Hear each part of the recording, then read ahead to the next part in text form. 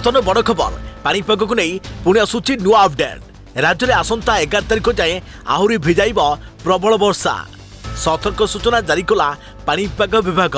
गोटे लघुचाप न जाणु पुणी आसूची आउ दुईटी लघुचाप राज्य को भय बढ़ाऊँ लघुचाप नेब कि बात्या रूप कौन कहूँ पाणीपाग विभाग आगक आहरी प्रबल अति प्रबल वर्षार संभावना 7 और 8 तारिख को सावधान। सेपटे सक्रिय लघुचाप प्रभाव में राज्य को प्रबल वर्षा नहीं 16 जिला को येलो वन 4 जिला को अति प्रबल वर्षा नहीं भयंकर चेतावनी। शक्तिशाली होउछि लघुचाप आगको पुणी आसुछि आउ दुईटी लघुचाप जोड़ा लघुचाप बढ़ाऊछि बात्या भय आसंता 15 तारिख को सावधान। हेलो फ्रेंड्स मु शक्ति आपन देखुछंती आजिरो ताजा खबर। तेबे याकु नै कोन रहुछि डिटेल्स इन्फॉर्मेशन आजिर वीडियो रे जानिबा ता पूर्वरु ए वीडियो गोटा लाइक करंतु जदि पाउछंती आपनकर सांग साथी मानको वीडियो को शेयर करनियतु। जदि फ्रेंड्स आपण माने हमर ए चैनल ले नुआ ही वीडियो देखुछंती पूर्वरु केबे भी हमर ए चैनल को सब्सक्राइब करहाती तेबे निहाती चैनल को सब्सक्राइब करे सहित पाखरे आसुवा बेल आइकन को बज रखतांतु। तेबे सक्रिय होई भयंकर रूप रहिछि बंगोपसागर सृष्टि होइथवा लघुचाप प्रभाव रे आज आंध्र उपकूल सक्रिय रहिछि। तेबे सक्रिय लघुचाप प्रभाव रे राज्य रे आहुरी 5 दिन भीषण वर्षा नहीं सतर्क सूचना। सेपटे पुणी आगको आसुची दुईटी लघुचाप। तेबे आसंता 11 तारिख पर्यंत प्रबल वर्षा लागि रहिबाकू थिबा बेले आज रातिरु बढ़िबो वर्षार परिमाण एसबू जिला को है सतर्क सूचना।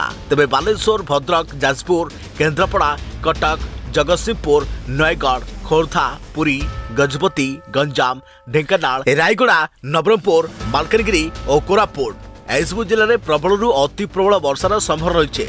सेहीपरि आसंता काली 3टी जिला गजपति गंजाम पुरी पाई येलो वार्निंग जारी होइछे। एही 3टी जिले में प्रबल अति प्रबल वर्षार आशंका रही।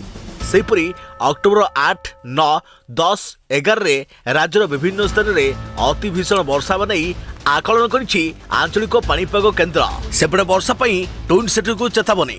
कटक भुवनेश्वर रे प्रबल वर्षा 12 घंटा पई पाणीपाग विभाग हाई अलर्ट। सेपटे बात्या नहीं बढ़ुछि भय अक्टोबर 15 जाए नाही बात्या आशंका। राज्यवासी आतंकित न होबा पई परामर्श देले डीजी डॉक्टर मृत्युंजय महापात्र। तेबे अक्टोबर मास आसिले राज्यवासी मध्य बात्या को नहीं छनका फसाए। तेबे अक्टोबर 15 तारिख जाए बात्यार कौनसी संभावना नथिबा कहिसंती भारतीय पाणीपाग विभाग डीजी डॉक्टर मृत्युंजय महापात्र। से कहिसंती 15 तारिख परे बात्या नहीं स्पष्ट आकलन करिहेबो एबेठारु किछि कहिबा संभवपर नहि बोली से कहिसंती। से कहिसंती आसंता 15 तारिख जाए डिप्रेशन किबा बात्यार कौनसी संभावना नहीं याकु नै राज्यवासी आतंकित न होबा उचित बोली से कहिसंती। तेबे अक्टोबर और नवेम्बर ओडिशा पाई बेस गुरुत्वपूर्ण एथिपाई सजग रहिबाकू से परामर्श दैछंती। एबे पश्चिम केन्द्रीय बंगोपसागर आंध्र उपकूल रे घूर्णिबलय रहिছে आउ गोटे घूर्णिबलय म्यांमार उपर रहिছে। तेबे 24 घंटा मध्य यह उत्तर पूर्व और निकटवर्ती केन्द्रीय बंगोपसागर में पहुंची जिवो जार प्रभाव में आज रातिर भीषण वर्षा हेबो नै सतर्क सूचना जारी करिछि पाणीपाग विभाग।